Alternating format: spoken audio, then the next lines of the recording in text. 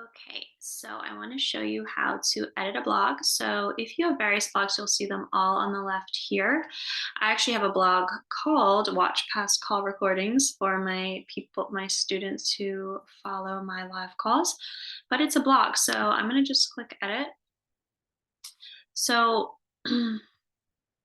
actually, I'm going to go back because how I have this is um, I'm going to click this three ellipses because I already have a format that I like. So once you make a format, you can just click duplicate, and that way you're not redesigning the bullet points, the flow, the fact if you always have a video. So I'll click duplicate, and then I'll see at the top it says draft, and it's a copy.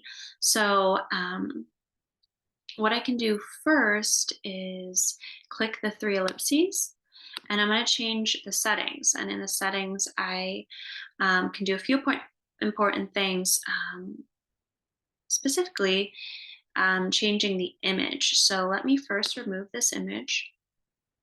And I know that my upcoming tapping call is going to be on craving. So I'm going to go look. I can click upload and choose from my computer, but I know I've already uploaded it. So I can click search for images, and I can search for any image. So what I love in Squarespace is you can use their free images. If you want to just put a photo, you can type, if I wanted to type cravings, I could pick an image like this, and just click add image. If you have an uploadable image, you can just upload your own image if you already designed one in Canva.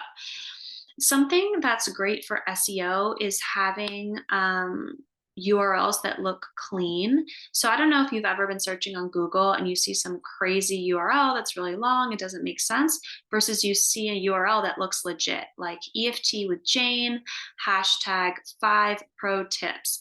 So you already have your URL.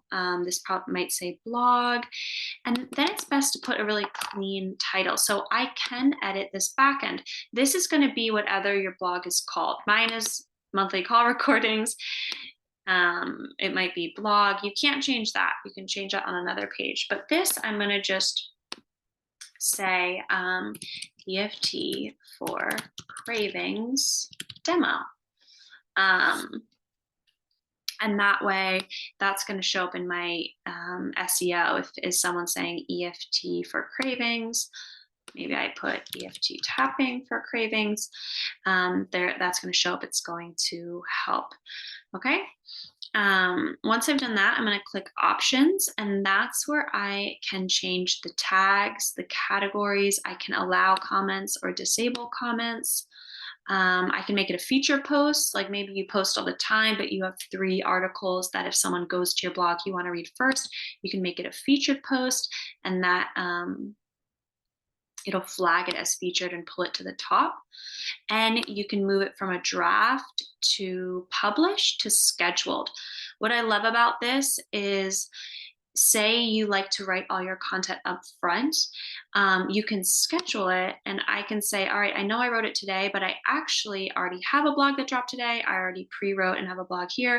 I can have it drop on a different day, and I can just click save. For now, I'm going to just leave it as a draft, and I'm going to change the tags. So tags can help clients find your content. Squarespace actually has this function where they can search by tags. So maybe this is great if you have multiple niches.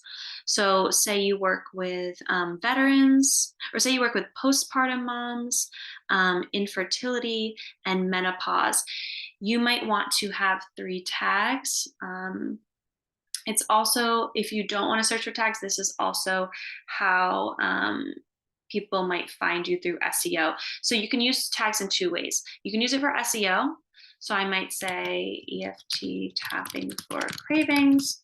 I might say EFT for cravings. I might say EFT for weight loss. Any category that you think people are searching, we'll talk about in class. You know, how to find popular tags. You can literally just go in Google and search and see what autofills, but you'll put your tags in. I'm going to do monthly tapping calls. I have a tag already called session tips. So I'm going to do that. Let's see.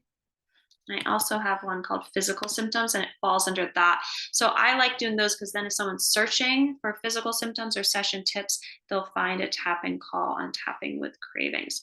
So then I'll click back, and then I'm going to click categories. This is actually great for categories, is best if you do have those multiple niches. So categories menopause, category fertility, category infertility, category postpartum. So if you have different categories of content, maybe where you'd want to do that. The good thing about categories is, say I have tapping calls, and then I have Q&As. I could just check that, and I would check the one that I want. What's good about this is then if someone's on your blog, they can search by categories if you set that up. So if you have multiple niches or different like content pillars that you would love to present just on their own, definitely make that a category, and then you can use tags. I'm going to delete these. So you just add the categories, and then you're going to click save. Okay. Also, there's a social image. If you want a different image than just your image that you put in up here. So we had a content image. If you want a different image that appears on the blog itself versus if someone Googles you and it comes up, I know I tend to click on images on Google. A lot of times you Google something and no image comes up. If you want an alternate image, you can add an image by clicking there and choosing maybe a different image. Again, if you just want this, if you don't put an image there, nothing will come up on social, or Squarespace will just choose for you based on images it finds on your website. Okay. All right, so that's really all you need to do, and then you're going to click save. So then we have our settings, and that's how you adjust the settings. That's how you adjust the tags. That's how you adjust what the URL is. In the next video, I'll show you how to edit the actual blog. Okay, but make sure you hit pause, go back, and then change those settings.